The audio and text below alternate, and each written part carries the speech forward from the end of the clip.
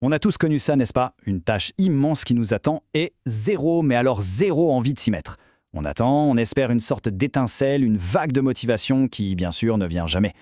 Et si la solution, en fait, c'était de faire tout le contraire de ce qu'on a toujours cru? Allez, on regarde ça de plus près. Voilà la grande question, surtout aujourd'hui avec toutes les distractions qu'on a. Comment on fait pour démarrer le moteur quand il a l'air complètement à sec? C'est un vrai obstacle pour beaucoup de monde, mais la réponse, vous allez voir, est presque trop simple. Oui, vous avez bien entendu. La clé, c'est d'arrêter cette recherche désespérée de motivation. C'est totalement contre-intuitif, je sais, mais c'est le cœur de tout. C'est l'idée qui pourrait bien changer notre façon de voir le travail pour de bon. Alors, entrons dans le vif du sujet. Le plus grand mythe, la plus grosse erreur qu'on fait, c'est d'attendre passivement de ressentir l'envie de se concentrer avant de commencer. C'est un peu comme s'asseoir dans sa voiture et attendre qu'elle démarre toute seule avant de mettre la clé dans le contact. Ça n'arrivera juste jamais.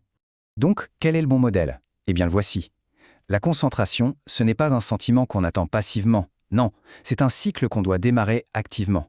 C'est une réaction en chaîne, un cercle vertueux qu'on peut déclencher nous-mêmes, quand on veut. Le mécanisme est super simple en fait. Tout part de l'action, même une action minuscule. Cette petite action, elle amène un sentiment de satisfaction. Ce petit « check », ça c'est fait. Et c'est cette satisfaction qui, à son tour, va générer la vraie motivation pour continuer. L'action vient avant la motivation. C'est ça qu'il faut retenir. Et ça, c'est vraiment le point crucial. La concentration, ce n'est pas un talent réservé à quelques chanceux. Ce n'est pas un truc qu'on a ou qu'on n'a pas. C'est un processus, presque une réaction chimique dans le cerveau que n'importe qui peut déclencher. C'est une compétence qui se travaille, pas un don du ciel. Bon, d'accord, la théorie est claire. Mais concrètement, comment on fait? Comment on appuie sur ce fameux bouton « Démarrer » ? Passons maintenant à des stratégies pratiques, des outils tout bêtes pour lancer ce cycle de la concentration. Voici la première astuce, et c'est peut-être la plus puissante de toutes, la règle de la minute. L'idée, c'est de s'engager à travailler pendant seulement 60 petites secondes. D'un coup, la montagne de travail qui nous paraissait insurmontable se transforme en une toute petite marche à monter. C'est une super astuce pour tromper notre propre cerveau et briser cette inertie du début. Et on peut vraiment mettre la barre très, très bas. Écrire une seule phrase, lire un paragraphe, ranger un seul truc qui traîne sur le bureau. Le simple fait de faire cette micro-tâche enclenche la première étape du cycle, l'action. Ça ramène la satisfaction. Et bien souvent, une fois qu'on est lancé, on ne s'arrête pas au bout d'une minute. Un autre ennemi juré de la concentration, c'est la confusion. Une tâche super vague comme « faire mes devoirs », c'est paralysant. On ne sait pas par où commencer. Alors qu'en découpant tout ça en micro-tâches, on clarifie le chemin.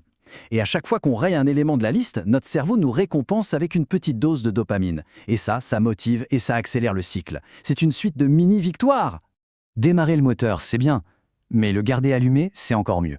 Maintenant, il faut s'occuper des saboteurs, de tout ce qui peut nous faire caler. Les distractions externes, évidemment, mais aussi nos propres blocages. Alors là, on a des stratégies assez fascinantes. On peut carrément retourner la pression sociale à notre avantage. Par exemple, travailler dans un café. Le simple fait de se sentir un peu observé peut nous pousser à rester concentré. Et l'astuce du time-lapse, elle est doublement géniale. Non seulement ça neutralise le téléphone en lui donnant un job, mais en plus, le fait de savoir qu'on va se regarder bosser après, ça nous responsabilise. Et puis, bien sûr, il y a les classiques. Mais ils sont classiques parce qu'ils marchent. Le plus important, éliminer la distraction numéro 1. Le téléphone. Et pas juste le cacher sous un coussin, non.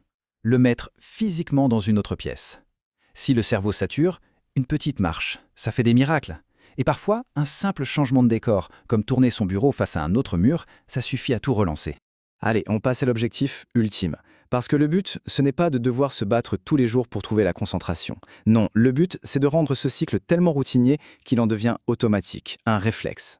C'est ça, la clé pour que ça dure. En travaillant à la même heure tous les jours, on crée une habitude. Le besoin de volonté, petit à petit, diminue. Et à la fin, c'est le fait de ne pas travailler à ce moment-là qui semblera bizarre. La concentration ne sera plus une décision à prendre, mais juste une habitude. Et on termine avec cette phrase qui résume absolument tout ce qu'on vient de dire. La motivation, ce n'est pas le carburant qu'on met au début, c'est le résultat de l'effort. On ne la trouve pas, on la crée. Alors, la prochaine fois que le moteur est à l'arrêt, quelle sera la toute petite action qui va tout faire démarrer ?